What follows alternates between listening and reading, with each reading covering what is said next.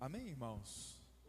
Coríntios, primeira carta de Paulo aos Coríntios, capítulo 11, verso 23, diz assim: Porque eu recebi do Senhor o que também vos ensinei, que o Senhor Jesus, na noite em que foi traído, tomou o pão e, tendo dado graças, o partiu. Está escuro, né, irmãos? Estou vendo que está escuro. E eu falo, mas por que está escuro, gente? Estou com o negócio aqui no... Estou enxergando ninguém. Eu falei, uai, será que é minha vista? Estou com o negócio escuro aqui no olho. E os irmãos nem me avisam, né, irmão? Misericórdia. Hã? Não, tô vendo que está escuro, tudo escuro. Foi não acender a luz, gente. Tem um negócio ali. Vamos lá. Me perdoe. Verso 23: Porque eu recebi do Senhor o que também vos ensinei, que o Senhor Jesus, na noite em que foi traído, tomou o pão e, tendo dado graças, o partiu e disse: Tomai e comei, isso é o meu corpo que é partido por vós. Preste atenção nessa frase: Fazei isto em memória de mim. Vocês vão partir o pão, que é o meu corpo, e vocês vão fazer isso em memória de mim. Semelhantemente também, depois de cear, tomou o cálice, dizendo: Este cálice é o novo testamento, ou a nova aliança no meu sangue. Fazei isso todas as vezes que beberdes, em memória de mim. Se nós temos uma ordenação absoluta do Senhor aqui, é que a mesa do Senhor, o pão e o cálice, precisam ser feitos em memória do Senhor, em memória de Cristo. E não só isso, toda a igreja e tudo que acontece na igreja de Cristo deveria ter Cristo como centro. Quando a Bíblia declara: fazer isto em memória de mim, está falando justamente da centralidade de Cristo naquilo que nós estamos fazendo. Então, a reunião da mesa do Senhor não é uma reunião qualquer. A reunião da mesa do Senhor, ela não pode ser celebrada de qualquer maneira. Ela precisa ser celebrada em memória de Cristo, em nome do Senhor, debaixo do nome do Senhor Jesus. E o Senhor Jesus, Ele precisa ser a figura central dessa celebração, dessa reunião. Eu particularmente não gosto de chamar de culto, porque o Senhor tem dado um outro entendimento daquilo que significa o culto, e nós temos entendido pelo Espírito que o culto somos nós. Nós é que somos o culto. Esse ambiente, o que está acontecendo aqui é uma reunião da Assembleia de Deus, é uma reunião da comunidade do Senhor. E essa assembleia, ela está reunida, essa comunidade está reunida para participar da mesa do Senhor. E a ordem do Senhor é que se faça isso em memória dEle, que Ele seja o centro, que os nossos olhos estejam postos nele, que nós possamos vê-lo, contemplá-lo, que nós possamos desfrutar dele, e que de fato ele venha a ser o centro desta reunião. O centro da reunião, da mesa do Senhor, não pode ser os louvores, não pode ser a pregação, não pode ser qualquer tipo de atividade que nós possamos fazer nessa reunião. Inclusive, nós precisamos tomar cuidado para que outras atividades não tomem o lugar de Cristo na reunião, que é o lugar central, porque Ele disse: fazei isso em meu nome, fazei isso em memória de mim, e nós não podemos perder de vista isso.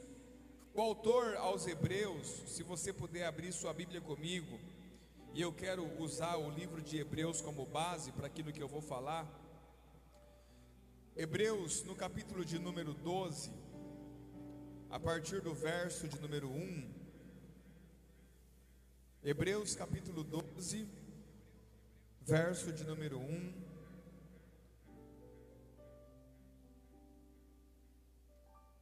Se os irmãos puderem ler comigo, abrir suas Bíblias.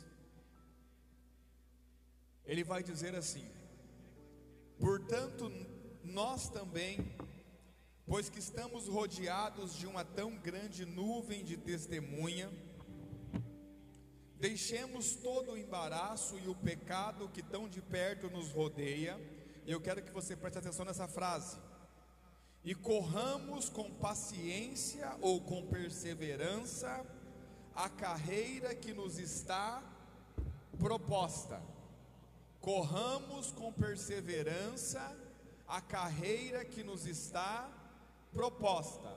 Então nós temos que entender que existe uma carreira proposta para nós, e que nós devemos correr essa carreira com perseverança, ou seja, sem desistir, sem parar, né? E ele está falando isso por causa do acontecimento do povo de Israel no deserto. Todo o livro de Hebreus é baseado na caminhada do povo de Israel no deserto, onde muitos se prostraram pelo caminho, onde muitos morreram no deserto e não terminaram a caminhada, não entraram em Canaã, não concluíram a caminhada. É nesse sentido que o autor está dizendo que nós também temos uma carreira proposta diante de nós, e que nós temos que correr com perseverança essa carreira. Mas no verso 2, ele vai dar para nós a forma, e a única forma possível de correr essa carreira. No verso 2 ele vai dizer assim: olhando para Jesus, autor e consumador da fé.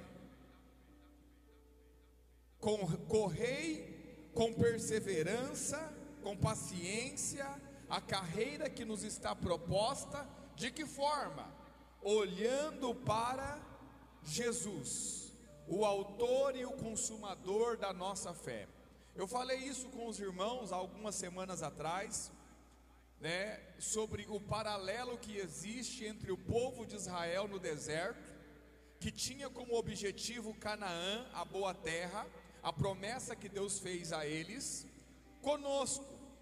E nós também temos a promessa de uma boa terra, mas a nossa boa terra não é geográfica. A nossa boa terra é uma pessoa, e a nossa boa terra é Cristo e a sua plenitude.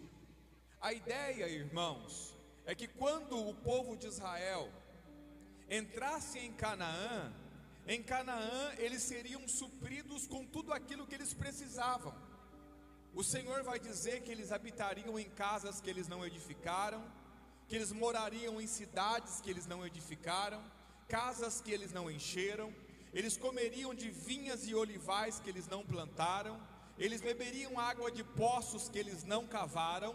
Ou seja, essa é a manifestação da graça de Deus, onde sem esforço e sem trabalho, eles seriam colocados num lugar que os supriria por completo.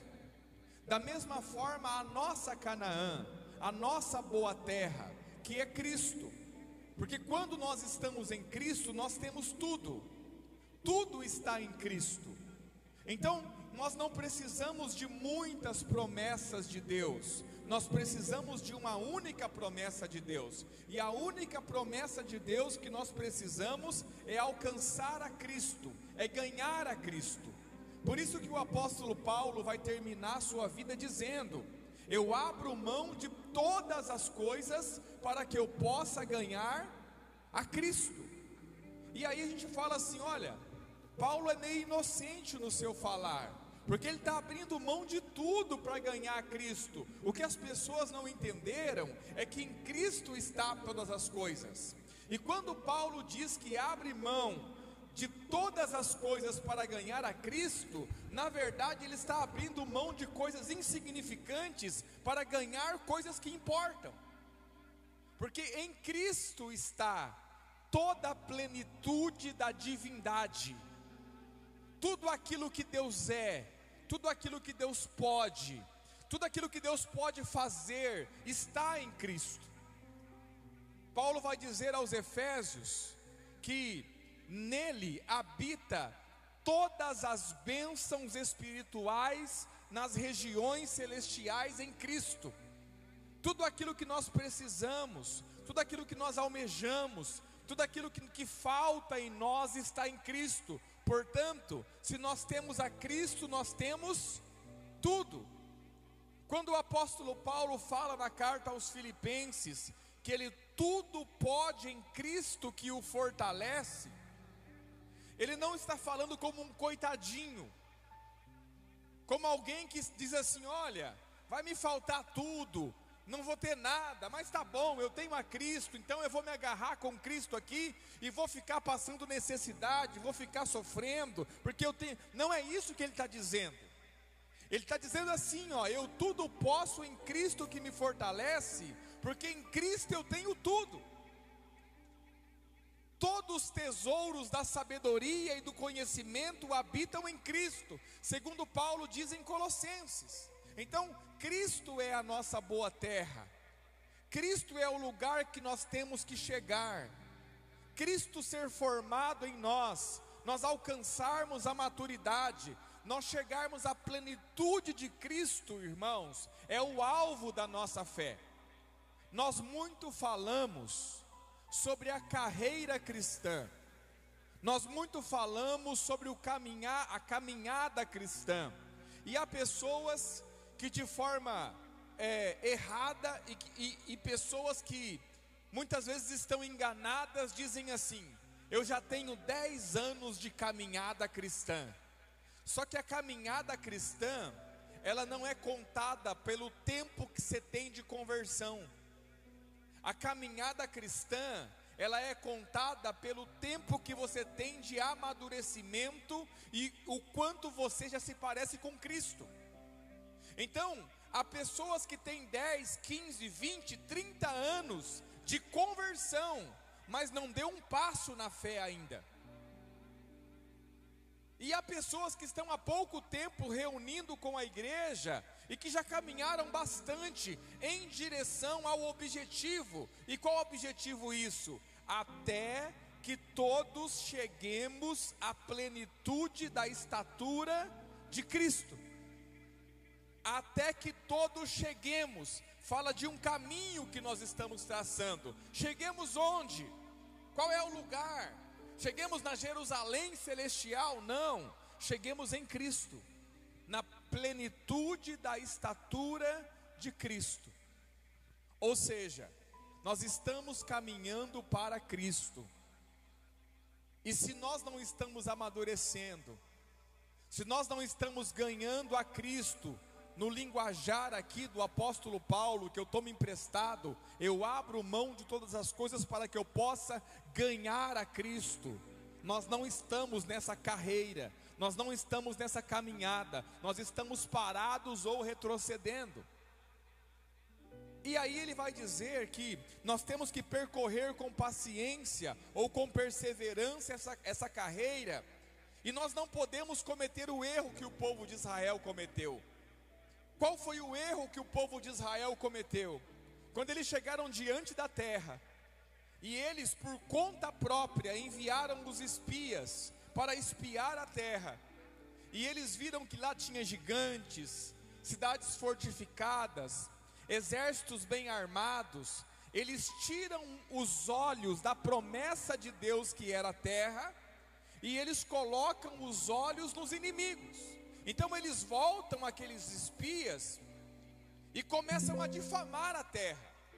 Eles dizem: olha, a terra que passamos a espiar realmente é uma terra que emana leite e mel. Está aqui o fruto da terra. Precisou de 2 homens para carregar um cacho de uva. É uma terra boa, é uma terra de mananciais. É verdade o que o Senhor falou, porém os moradores da terra são poderosos.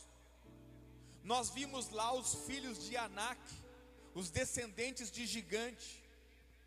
As cidades são fortificadas, os exércitos são mais fortes do que nós, e eles tiram os olhos da herança que é a terra e colocam os olhos nos obstáculos, e nesse momento gera incredulidade no coração do povo, e eles então não podem entrar na terra de Canaã, a terra da promessa, porque eles desagradaram a Deus por causa da incredulidade, porque eles tiraram os olhos da terra e colocaram os olhos nos inimigos.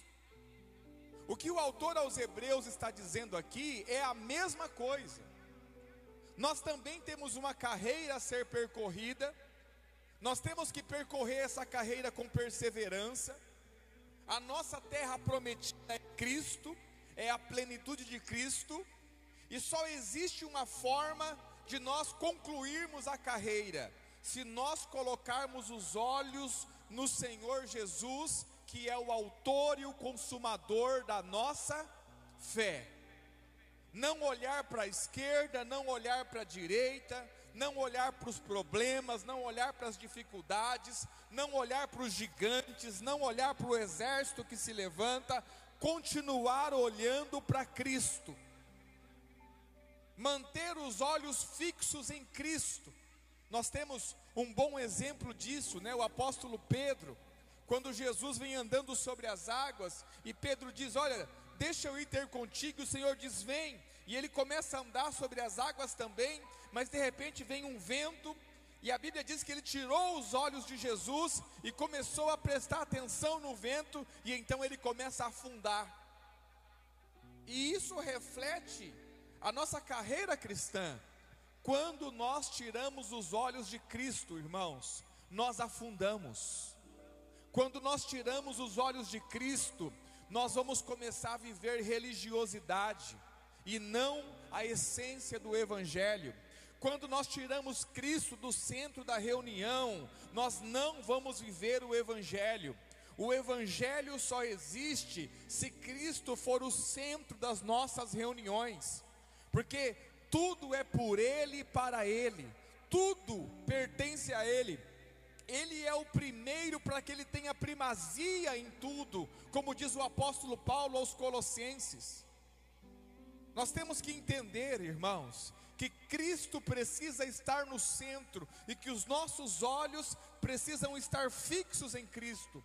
Nós precisamos enxergá-lo, nós precisamos vê-lo. Ao ler a palavra de Deus, ao meditar na palavra de Deus, nós precisamos enxergar Cristo, porque se nós não enxergamos Cristo, é vã a nossa reunião, é vã a nossa leitura, é vã o nosso congregar, irmãos, porque igreja se resume em reunir-se em nome de Jesus.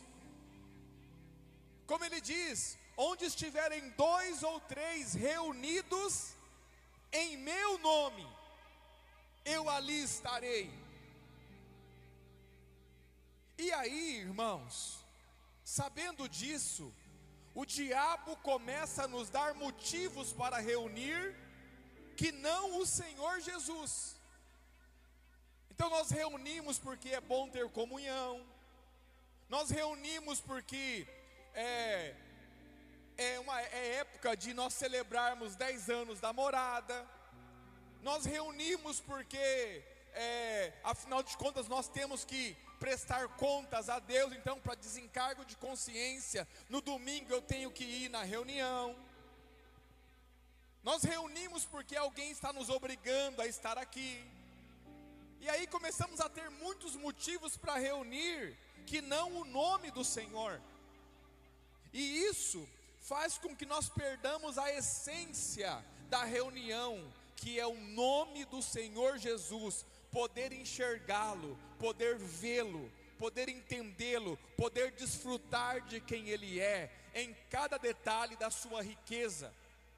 O apóstolo Paulo, um homem que foi levado ao terceiro céu, um homem que foi ao paraíso, quando ele volta de lá, ele diz assim: ó, eu vi coisas que são coisas inefáveis, que não é lícito ao homem dizer sequer. E eu fico perguntando o que é que Paulo viu, que ele julga não ser lícito dizer aos homens. Eu tenho certeza, irmãos, olha para mim, Paulo não viu uma cidade de ouro, de ruas de ouro, de mar de cristal, de muros de jaspe, porque essa cidade não existe fisicamente. O que Paulo viu foi Cristo em suas insondáveis riquezas, as insondáveis riquezas de Cristo. E por que Paulo denomina como insondáveis? Porque elas são intermináveis.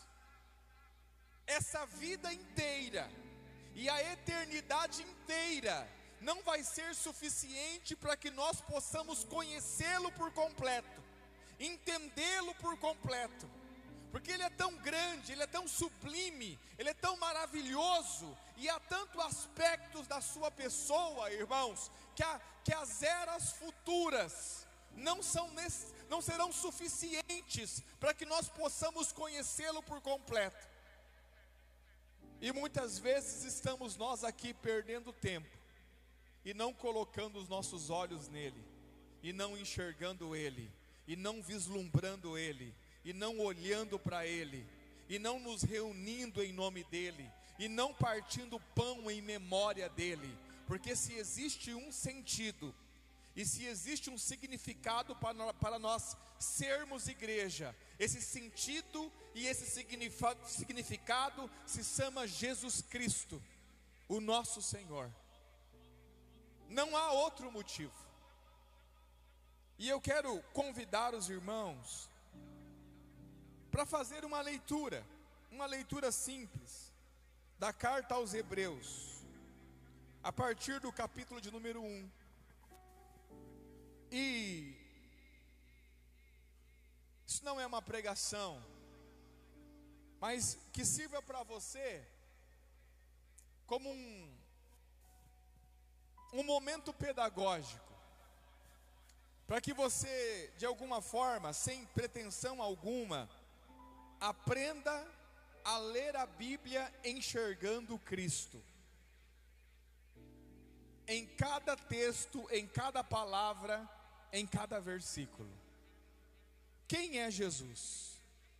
Onde está Jesus? Quais são as características de Jesus? Amém, irmãos? Hebreus capítulo 1, verso... Nós vamos ler o primeiro capítulo de Hebreus e vamos ver se nós o encontramos. Amém? Hebreus capítulo 1, verso 1 vai dizer assim: havendo Deus antigamente falado muitas vezes e de muitas maneiras aos pais pelos profetas, a nós falou-nos nestes últimos dias pelo Filho.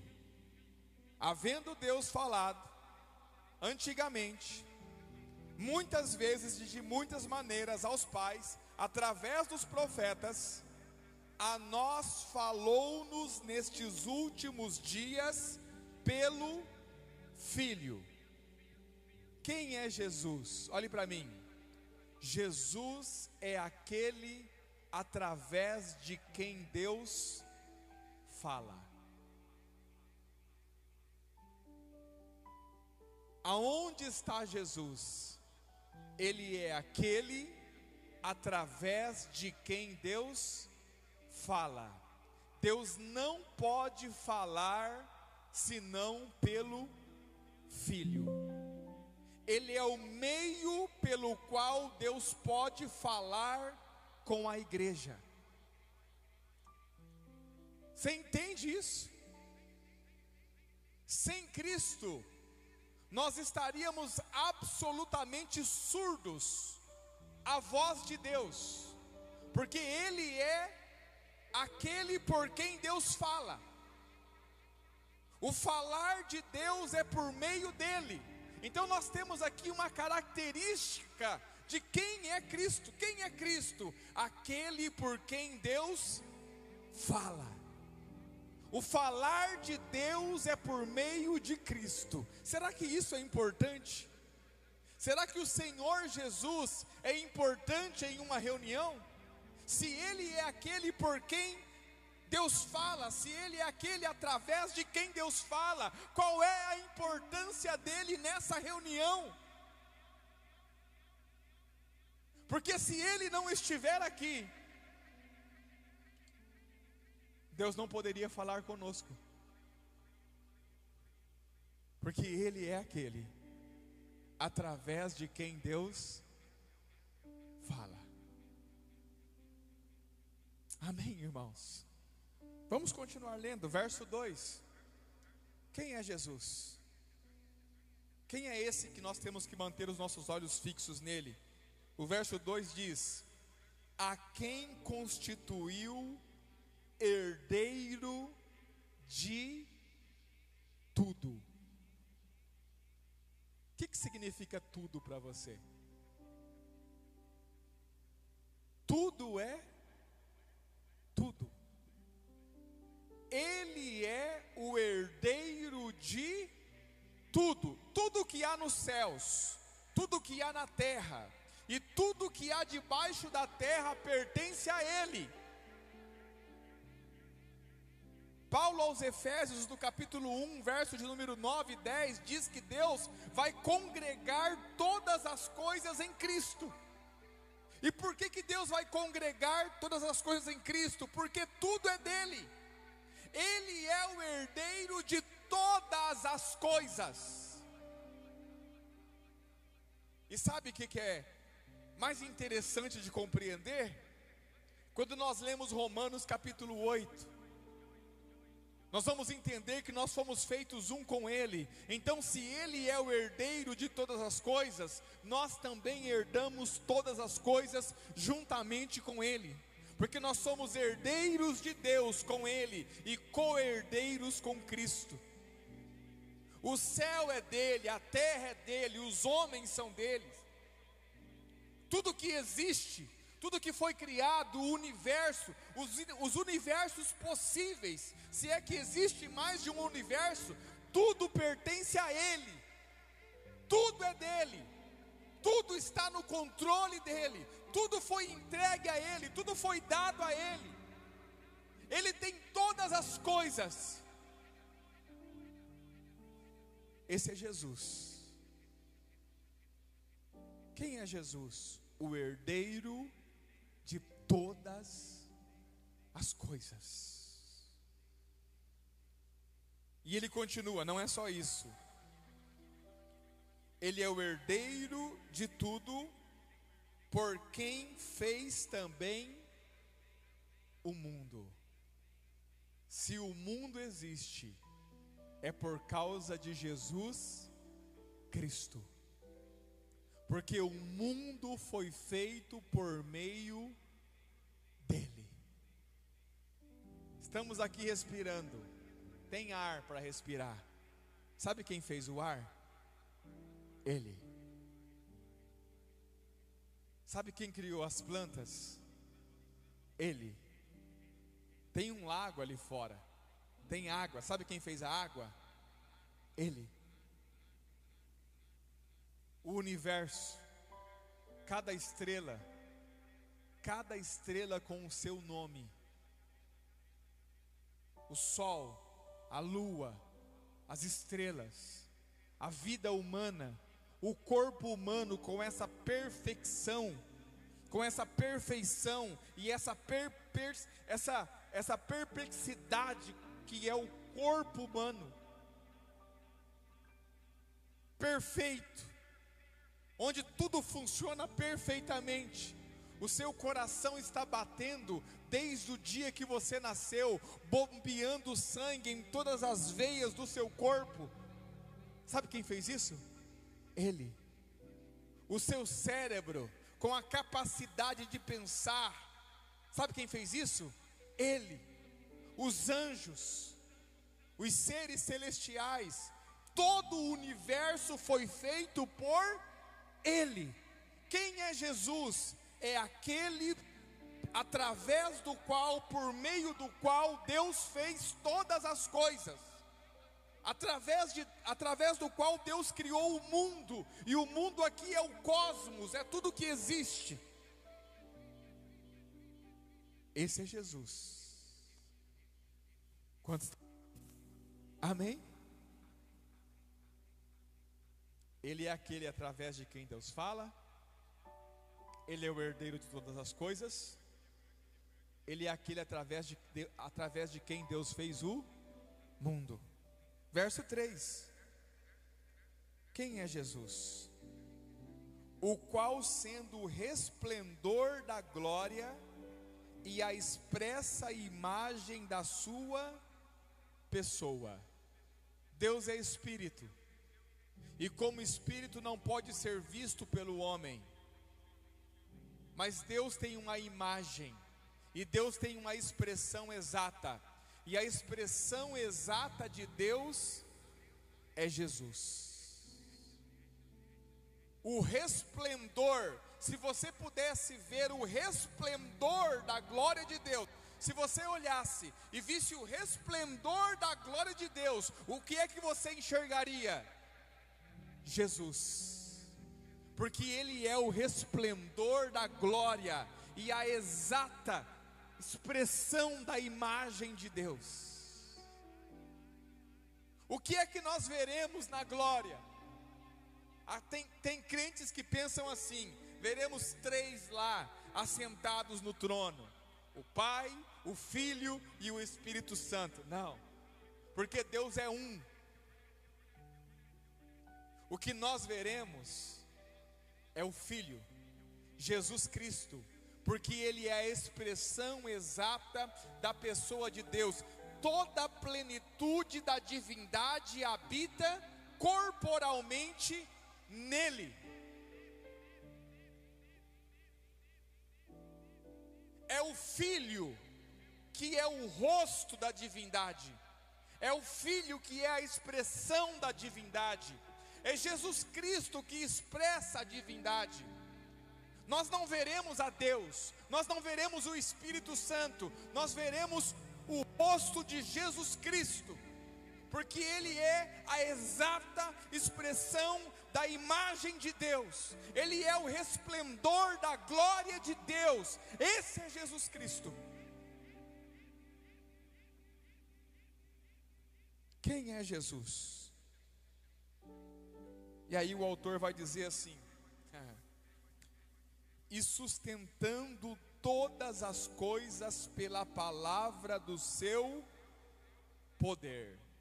Sustentando todas as coisas pela palavra do seu poder. Ele é aquele que sustenta todas as coisas. Você está vivo hoje? Amém? Está vivo ainda, irmão? Olha aí se o irmão do seu lado está vivo ainda. Está vivo? Sabe por que você está vivo? Porque tem alguém sustentando a tua vida. E sabe quem é que está sustentando a tua vida? Ele. Pela palavra do seu poder. Sabe por que as estrelas não caem do céu, na terra? Sabe por que o sol permanece no mesmo lugar? Ele, todos os dias, o sol poente, o sol que se levanta, o sol que se põe no mesmo lugar, a lua está lá, as estrelas estão lá, as constelações estão lá. Sabe por que a terra consegue girar? Ah, pastor, é a gravidade. Quem foi que criou a gravidade? Quem é que sustenta tudo isso? Quem é que sustenta tudo isso para que o planeta, o mundo, o universo não entre em colapso? São bilhões de galáxias, são trilhões e trilhões de estrelas, todas elas no seu devido lugar. Agora tem uma pedra, sei lá, um negócio vindo voando aí, né? Não sei o que lá, Atlas. E aí todo mundo com medo, e vai não sei o que, irmãos. Ele sustenta todas as coisas pela palavra do seu poder. E sabe o que ele sustenta? Ele sustenta os fios de cabelo da tua cabeça.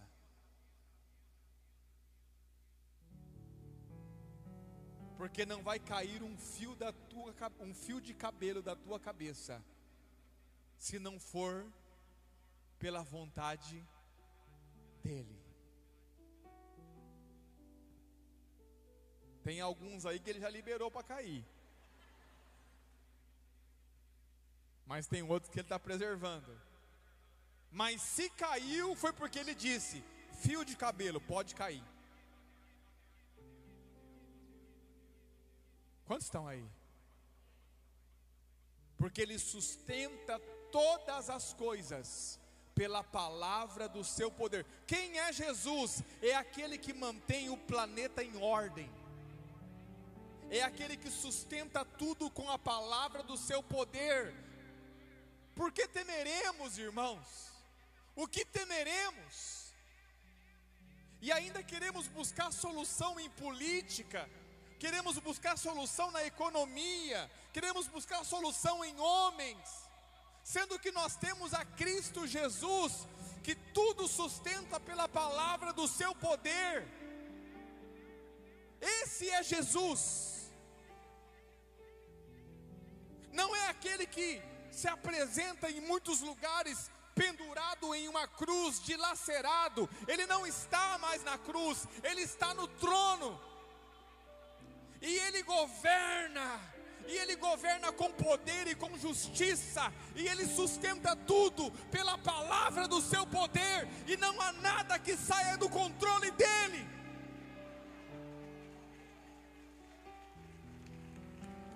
Esse é Jesus, esse é o nosso Senhor, o nosso Cristo.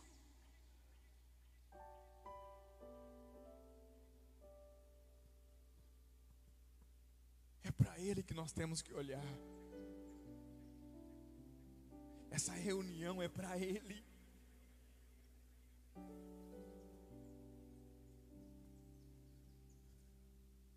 Nós estamos aqui por causa dEle.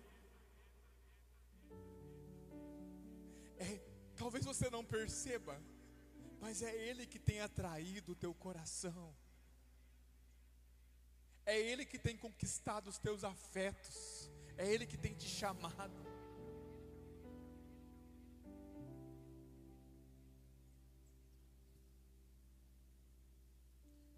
E o autor continua dizendo: havendo feito por si mesmo purificação dos nossos pecados. Quem é Jesus? Jesus é aquele que nos purificou de todos os nossos pecados. Como eu falei ontem aos irmãos, lembra? Ele não imputou a nós a nossa culpa, mas Ele pegou para Ele e disse: deixa que eu pago. Deixa que essa dívida eu pago. E hoje nós temos acesso ao trono da graça, e nós podemos chegar diante de Deus, sabe por quê? Porque nós somos justos, nós somos santos. É assim que a Bíblia chama os crentes no Novo Testamento: santos. Vós sois santos. E por que nós somos chamados de santos? Porque alguém nos justificou. Alguém pagou o preço por todos os nossos pecados, não só o que cometemos no passado, mas o que continuamos cometendo está pago. E quem foi que pagou? Ele mesmo, por si, fez a expiação pelo nosso pecado. Quem é Jesus? Aquele que expia o pecado de gente que não merece.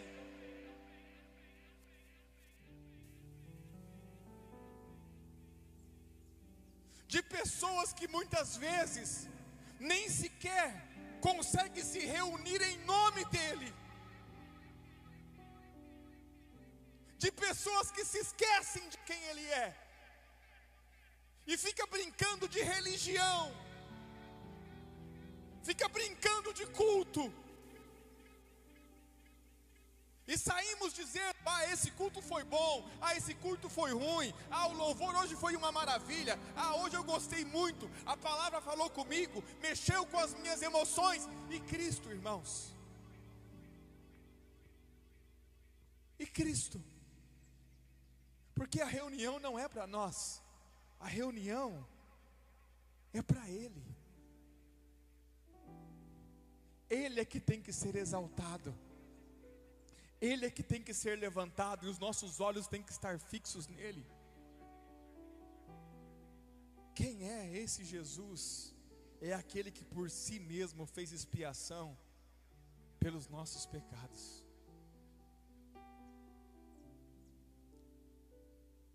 Nós temos memória curta. A nossa memória é muito curta, irmãos. Mas pense um pouquinho na tua vida pregressa, antes de se encontrar com Ele. Quem era você?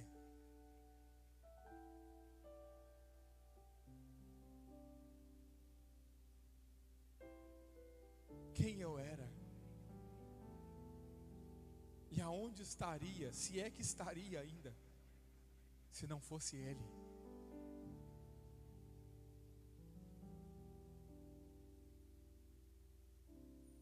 O autor continua: quem é esse Jesus? Assentou-se à destra da majestade nas alturas. Ele é aquele que está sentado à destra de Deus. Como eu falei aos irmãos ontem, tem um homem glorificado, assentado à destra de Deus. Não é Deus que está sentado à destra de Deus, é um homem que está sentado à destra de Deus. Jesus Cristo, o homem. E sabe por que ele se assentou à destra de Deus como homem? Para abrir o caminho para a humanidade. Porque se um homem pôde se assentar lá, outros também podem.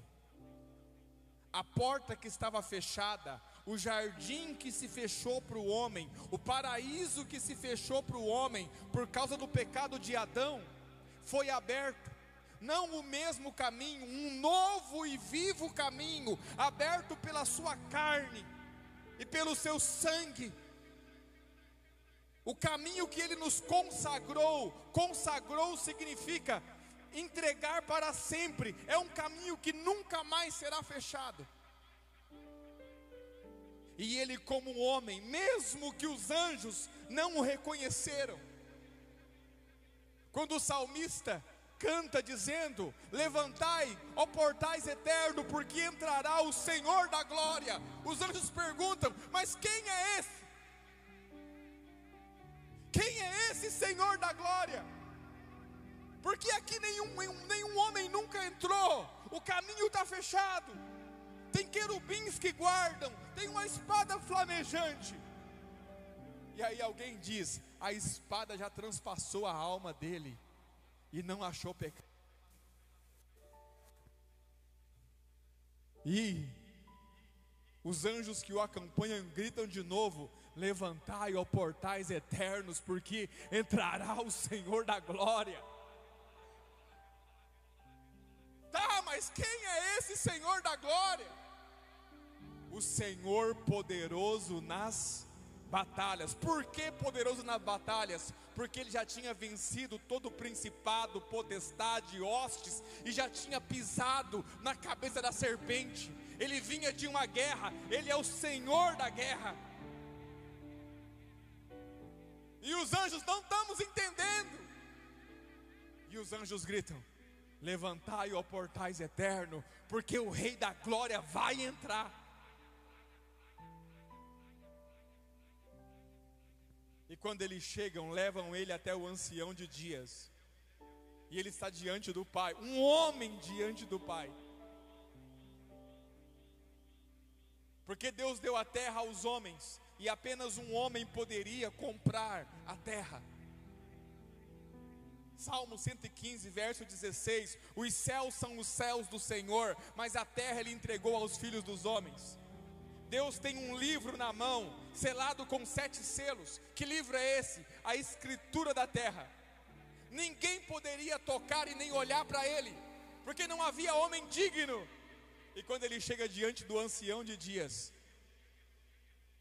o ancião de dias estende a mão e diz: ó. E ele pega o livro daquele que estava sentado no trono. Como diz: eu comprei a terra de toda tribo, língua, povo e nação, para Deus, e os fiz reis e sacerdotes, e eles reinarão sobre a terra. Como é que eles vão reinar sobre a terra? Porque eu vou me assentar no trono, e quando eu me assentar no trono, todos aqueles que foram um comigo, todos aqueles que forem o meu corpo, se assentarão comigo nesse trono. Quem é Ele? Quem é esse Jesus? É o homem que está sentado à destra de Deus.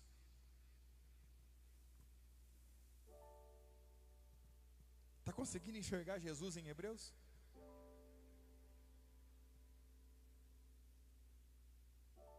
E o autor continua: quem é ele?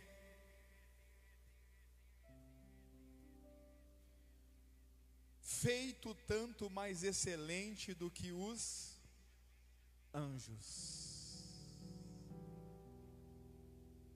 Ele é aquele que é mais excelente do que os anjos. E tem crente querendo ver anjo ainda. Não tem desejo nenhum de ver Jesus, mas ver anjo. Ele é aquele que foi feito mais excelente do que os anjos. Quanto herdou mais excelente nome do que o deles.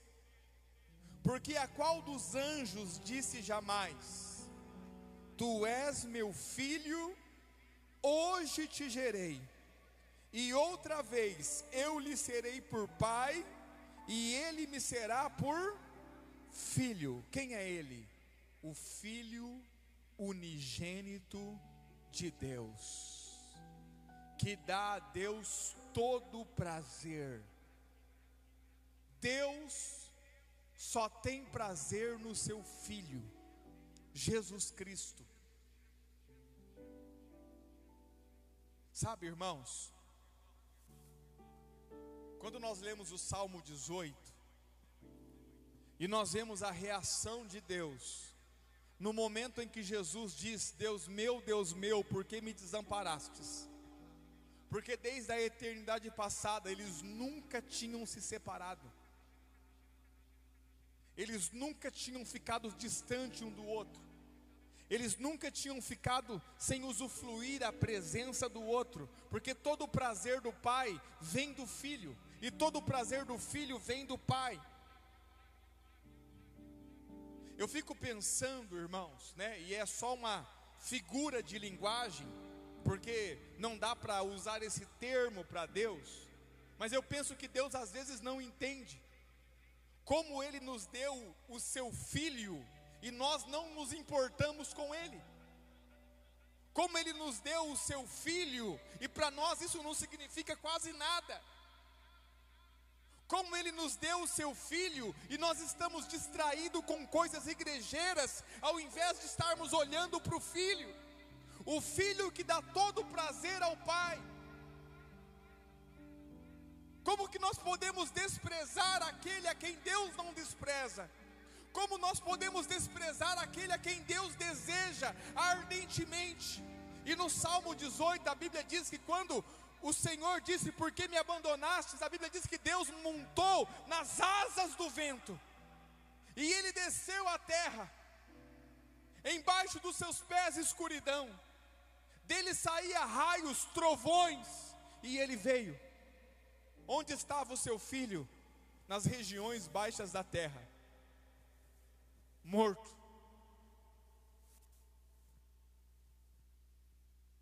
E Ele foi lá buscar o filho dele, e pelo poder do Espírito, Ele ressuscitou a Jesus Cristo e o trouxe de volta. E outra vez, tu me serás por filho, e eu te serei por pai, porque eu não vou viver a minha vida sem você. Tu és aquele em quem me comprazo. Tu és aquele em quem eu tenho todo o prazer. Tu és a minha única fonte de prazer e satisfação. Esse é o Filho. Esse é Jesus. Esse é o Jesus que muitas vezes não aparece em nossas reuniões. Esse é o Jesus que muitas vezes não aparece em nossas pregações. Esse é o Jesus que muitas vezes não é um motivo de nós sairmos de casa para nos reunirmos. Porque o reunir, irmãos, o reunir está intimamente ligado a ter a presença dEle. Onde estiver 2 ou 3 reunidos em meu nome, eu ali estarei. Então quando eu convido os irmãos para uma reunião, eu estou com a expectativa, não de que os irmãos venham, mas de que Ele esteja. Porque sozinho eu não sou igreja. Uma reunião comigo mesmo não vai trazer Ele. Mas se tiver 2 ou 3, olha o detalhe. Pastor, então por que na maioria das nossas reuniões a impressão que nós temos é que Ele não está presente? Olha o detalhe: onde estiverem 2 ou 3 reunidos em meu nome. Nós não estamos reunidos por causa do louvor. Nós não estamos reunidos porque tem um pregador de fora. Nós não estamos reunidos porque é 10 anos namorada. Nós não estamos reunidos porque tem amigos nossos que vão para a reunião. Nós estamos reunidos em nome dEle, debaixo do nome dEle. Isso é reunião de igreja. Reunir-se em nome de Cristo, em memória dEle.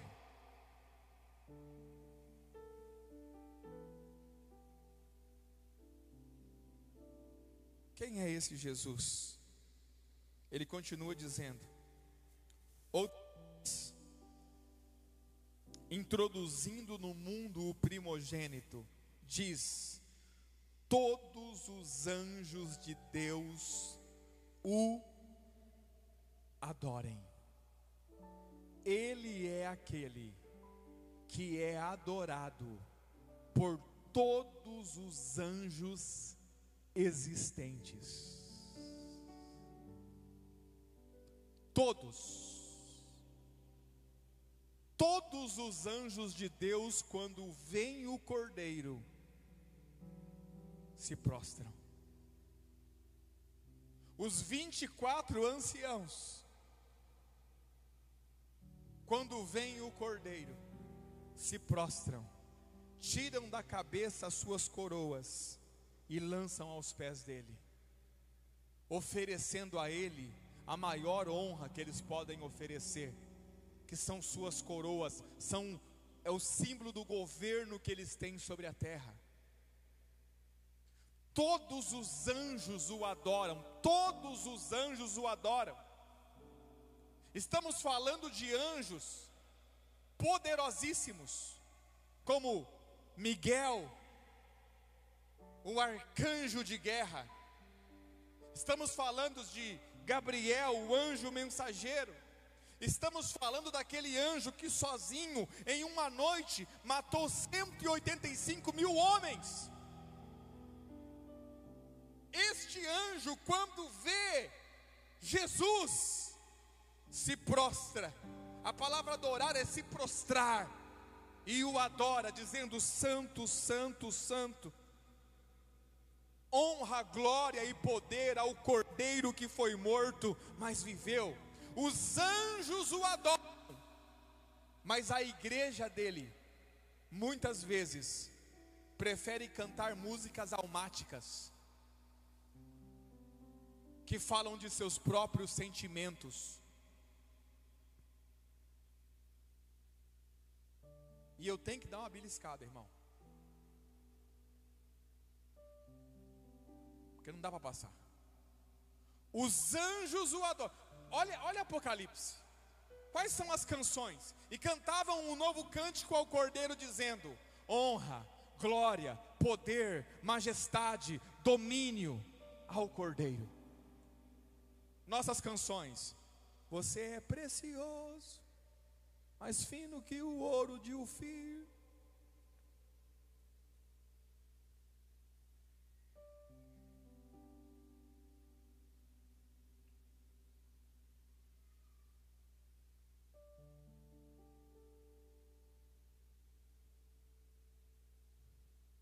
O que aconteceu com a igreja, irmãos?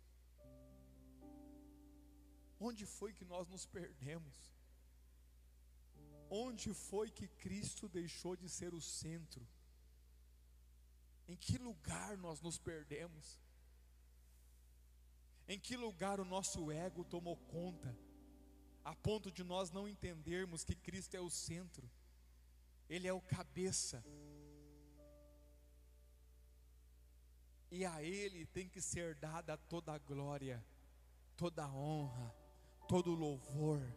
Que nós possamos aprender com os anjos nesta manhã, porque todos os anjos de Deus o adoram.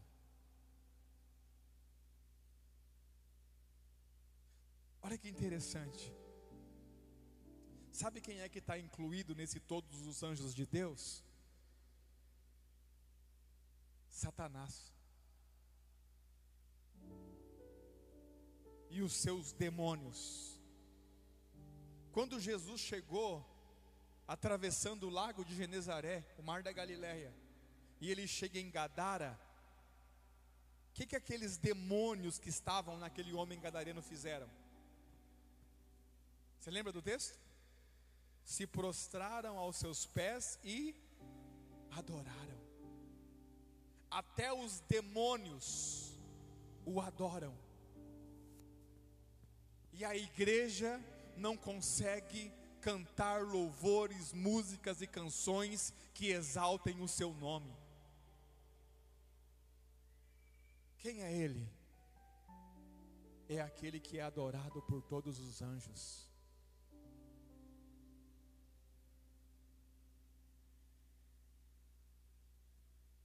Continuando. E em verdade, quanto aos anjos diz que faz dos seus anjos espíritos e dos seus ministros labareda de fogo. Mas do Filho diz: ó Deus, o teu trono subsiste pelos séculos dos séculos. Cetro de equidade é o cetro do teu reino. Ele é aquele que tem um reino e um trono inabalável. Trocam-se governos, vai Bolsonaro, vem Lula, entra Trump, sai Putin, morre um, vem... Irmãos, os reinos, esses reinos da terra são abaláveis. O trono dele permanece para sempre. Não tem ninguém que pode tirá-lo do trono. O seu trono permanece para sempre. Aonde está a nossa esperança, igreja? A nossa esperança está em reinos abaláveis.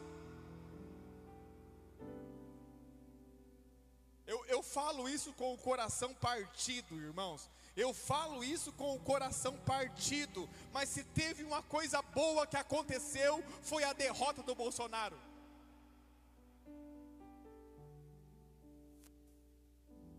Porque já tinha pessoas pensando em reeditar a Bíblia, tirar Jesus e colocar Bolsonaro, porque sua fé e sua esperança estava num homem de carne e osso. Não confiavam mais em Cristo. Sua esperança não está no reino inabalável, invisível, mas permanente. Sua esperança estava num homem de política. E enquanto a igreja não aprender a colocar a sua esperança, a sua expectativa no trono inabalável de Cristo, irmãos, Deus não vai permitir que governantes humanos, carnais, pecadores, tomem o lugar de Cristo. E diga-se de passagem, o maior curral eleitoral foi a igreja.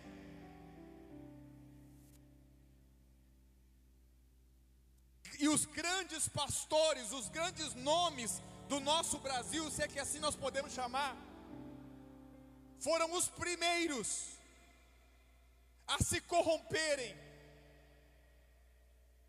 Eu conversei com um pessoalmente, tive o privilégio, estava eu e o coronel, cadê o coronel?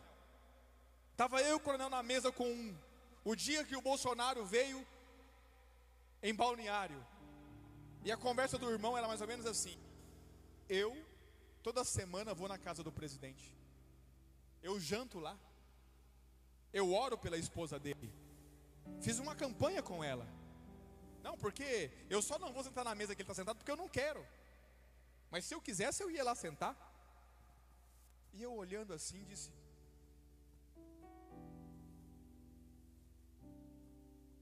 louvado seja o Bolsonaro.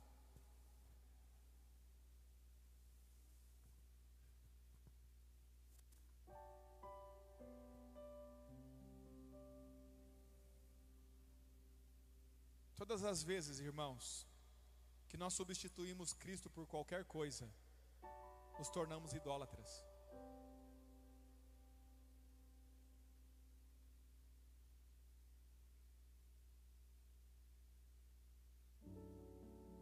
Como diz o Salmo, eleva os olhos para o monte, de onde me virá o socorro? Sabe por que o salmista diz isso? Porque naquela época era costume dos povos, principalmente os babilônicos, construir no alto dos montes altares a deuses pagãos. É o que na Bíblia é chamado de altos. Quando Deus diz destruam os altos, é que lá em cima do monte tinha um altar a um deus pagão, o Baal. E aí tem muitos Baais. Então o salmista está dizendo: eu elevo os meus olhos para o monte, de onde me virá o socorro? Do Baal? Não, o meu socorro vem do Senhor, que fez os céus e a terra. Igreja, 2026 está aí, 2026 está aí, está chegando a eleição, agora vai, vamos botar o Bolsonaro de novo, irmão. Tua esperança está no lugar errado. E quem está falando para você é alguém que fica extremamente indignado com as porcarias que vê de política, e que também, se eu pudesse, eu matava metade. Mas a nossa esperança não pode estar lá. A nossa esperança tem que estar nesse trono inabalável. E nesse reino que tem um cetro de equidade. Não é só justiça, é equidade, que é além de fazer justiça. Quantos estão aí? Amém, irmãos? E o salmista continua dizendo: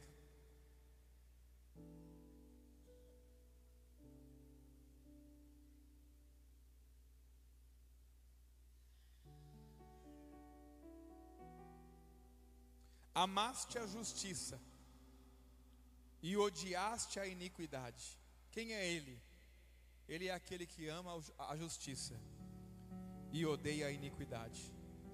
Por isso Deus, o teu Deus, te ungiu com óleo de alegria, mais do que a teus companheiros. Ele é aquele que está ungido com óleo de alegria, mais do que todos os seus companheiros. Quem é Ele? E tu, Senhor, no princípio fundaste a terra, os céus são obras das tuas mãos. Ele é aquele que fundou a terra, e os céus são obras das suas mãos. Tudo foi feito por Ele e para Ele, e nele. Eles perecerão, mas tu permanecerás, e todos eles como roupa envelhecerão, o céu e a terra, e como um manto os enrolarás, e serão mudados, mas tu és o mesmo, e os teus anos não acabarão. Ele é aquele que vive para sempre. A qual dos anjos disse jamais: assenta-te minha destra, até que eu ponha os teus inimigos por escabelo dos teus pés? Ele é aquele que foi convidado por Deus para sentar à destra, para que Deus coloque todos os inimigos dele debaixo dos pés dele. Não são porventura eles espíritos ministradores enviados para servir a favor daqueles que hão de herdar a salvação?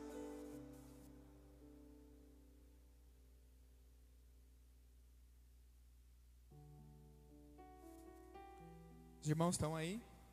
Estão vivos ainda? Capítulo 2, vamos avançar um pouquinho. Quero só falar mais de 3 coisas.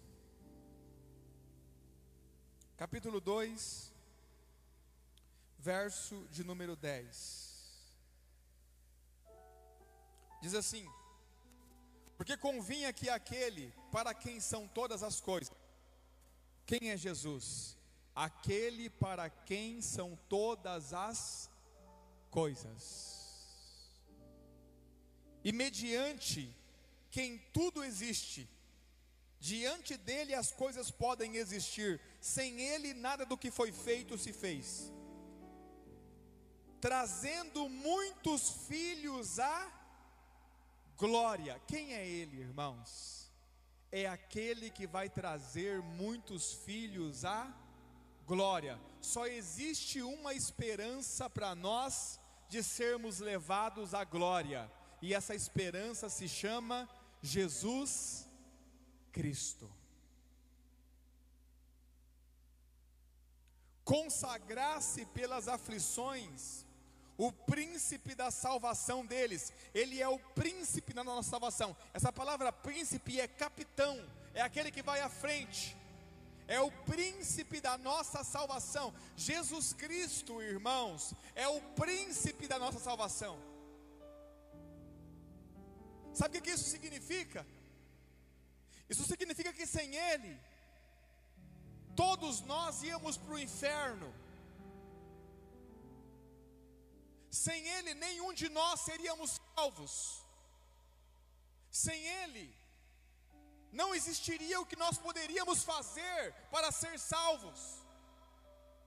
O nosso maior esforço não valeria de nada.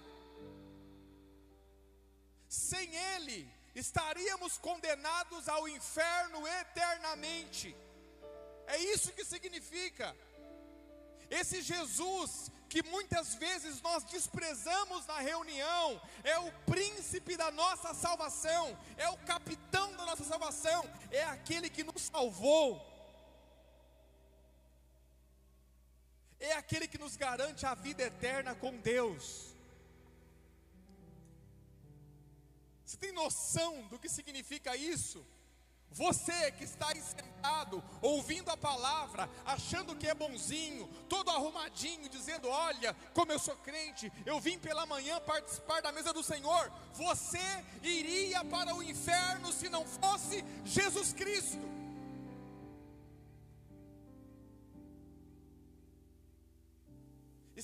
condenado à morte eterna, ao lago de fogo.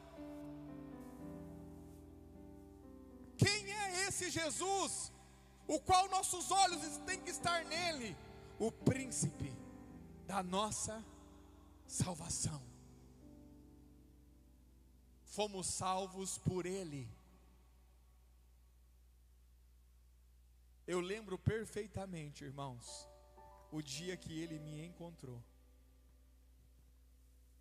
14 anos de idade,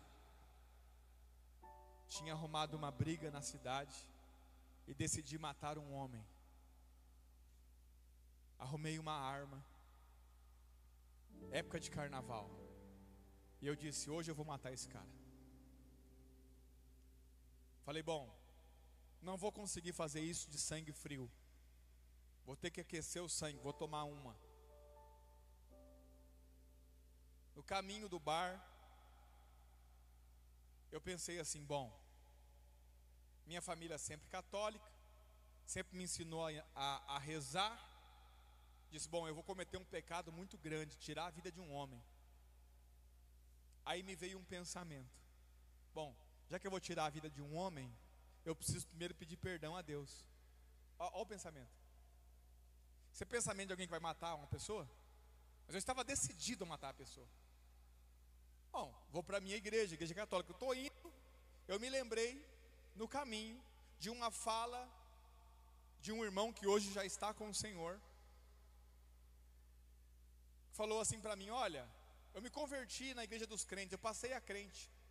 Falei: cara, você é louco, você passou a crente, agora vai começar a usar essas roupas estranhas, não pode beber, não pode fazer nada, agora pronto, acabou a sua vida. Eles fizeram lavagem cerebral em você. Ele falou assim: não, lá na igreja que eu converti, lá que eu passei a crente, lá pode fazer tudo que você quiser, lá pode beber, lá pode fumar, lá pode fazer o que você quiser.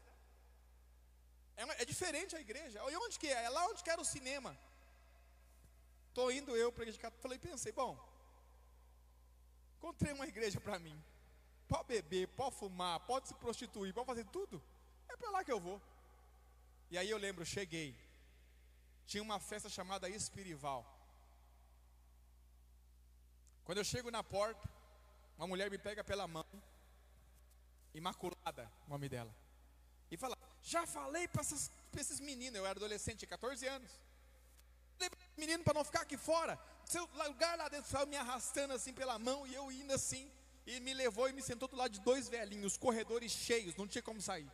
Sentei lá e fiquei assim. E aí, irmão, aquele povo começou a cantar, falar em língua, e orar, e eu assim. De repente, olha, agora pensei, acabou, tem mais de 2 horas que eles estão cantando e falando aí. Aí agora vai vir a pregação. Ouça isso. Aí vinha a hora da pregação. Pastor, eu quero convidar para estar ministrando a palavra para nós hoje a missionária Lana Holder. Quem já ouviu falar? Lana Holder. Essa mulher subiu no púlpito, na época assembleiana, e começou a contar o testemunho dela, do vazio que ela sentia, das experiências dela com homossexualismo na adolescência, na juventude. Testemunho dela, e aí no final ela fez o seguinte apelo: você que ainda não aceitou Jesus, quer ir para o inferno, continua no banco. Quer ser salvo, vem aqui na frente aceitar Jesus. Quando ela falou isso, quer ir para o inferno, quer aceitar Jesus. Eu lembro que eu levantei, e quando eu saí no corredor, já não via mais nada, porque eu fui tomado por um choro. Eu não queria chorar, mas eu fui tomado por um choro. E eu vim e me ajoelhei ali na frente daquele púlpito. E naquele dia 5 de fevereiro de 1999, eu fiz a oração: Senhor, eu entrego a minha vida a Ti. Eu saí daquela reunião tão cheio de Deus, irmãos, tão cheio de Deus, que eu tinha escondido a arma no poste, na esquina da igreja. Eu esqueci da arma. fui para casa. E como era uma culto de manhã, tarde, noite, no outro dia de manhãzinha eu já estava no culto, na reunião das 9. Tarde estava eu lá, à noite estava eu lá. E isso fazem 26 anos. Fazem 26 anos que eu saí de casa para matar uma pessoa. E o príncipe da minha salvação saiu ao meu encontro. Porque eu não estaria aqui se ele não tivesse me interceptado no meio das ruas de Cruzeiro do Oeste. Porque aqueles pensamentos, você tem que pedir perdão antes de matar, não eram meus. Era ele me conduzindo. Eu seria só mais um assassino, irmãos. Porque eu estava decidido a fazer o que eu queria fazer. Agora, nos convertemos, crescemos, aprendemos, ficamos mestres na palavra e o abandonamos em cada reunião. Não olhamos mais para Ele, não nos reunimos em nome dEle, nos entretemos com o nosso brinquedo chamado igreja.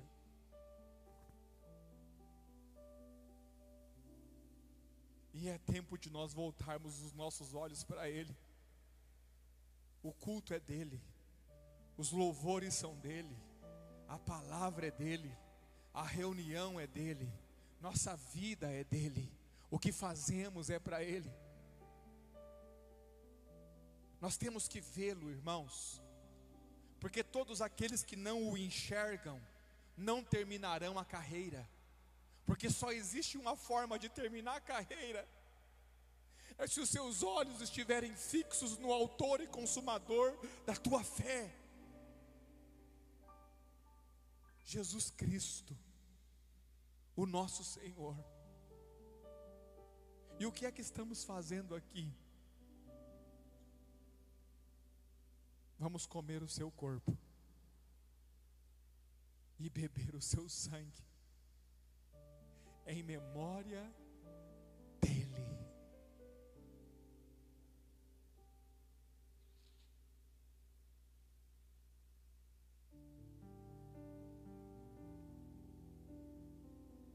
É para ele, é dele. Não tem nada a ver conosco, irmãos. É dele. A ele seja dada a glória, a honra, o louvor, a adoração, os reinos, o governo, as nossas vidas. Que nós possamos voltar e entender que igreja é reunir no nome dele. Depois de dizer: as portas do inferno não prevalecerão contra a igreja, ele disse: onde estiverem 2 ou 3 reunidos em meu nome, eu ali estarei. Existem muitas reuniões, mas poucas em nome de Jesus. Como ele disse: fazei isso em memória de mim. Amém, meus irmãos? Que nós possamos fazer isso em memória dele. Feche os seus olhos. Vamos orar ao Senhor. Pai Santo, nós te rendemos graça. Te rendemos graças por Jesus Cristo, o nosso Senhor. Te pedimos perdão, Senhor, porque Temos muitas vezes nos esquecido do Senhor ao passar dos anos. Estamos tão acostumados a fazer reunião, a fazer culto. Estamos muitas vezes tão no automático, Senhor, que nos esquecemos do Senhor. Mas hoje pela manhã, nós queremos colocar novamente os nossos olhos em Ti. Colocar os nossos olhos em Ti. E ainda que nós não merecemos, Senhor, permita-nos Te ver. Permita-nos contemplar a Tua face. Não permita que o Deus desse século cegue os nossos entendimentos, para que nós não vejamos a glória de Deus na face de Jesus Cristo. Nos ensina a abrir mão de todas as coisas, para que nós possamos ganhar verdadeiramente a Ti. Que as coisas terrenas não nos satisfaçam, que o Senhor aumente a insatisfação por tudo aquilo que é terreno e temporal, ainda que sejam coisas relacionadas à igreja. Que somente o Senhor preencha-nos com aquilo que o Senhor é, para que nós possamos viver a vida como Paulo viveu, sendo de fato imitadores de Paulo, abrindo mão de qualquer coisa para poder ganhar a Ti, podendo todas as coisas em Ti que nos fortalece. Seja o centro de nossas vidas, seja o centro de nossas famílias, seja o centro da Tua igreja, seja o centro de tudo aquilo que nós fazemos em Teu nome.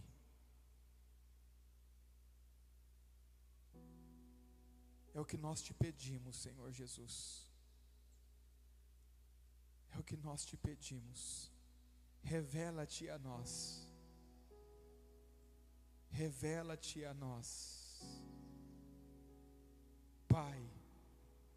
Revela o Teu Filho em nós, porque só o Senhor conhece o Filho, e só o Senhor pode revelá-lo a nós, para que possamos Te amá-lo, não apenas com palavras, mas amá-lo porque Te conhecemos e podemos Te ver. Assim oramos, gratos, oramos em nome de Jesus. Amém.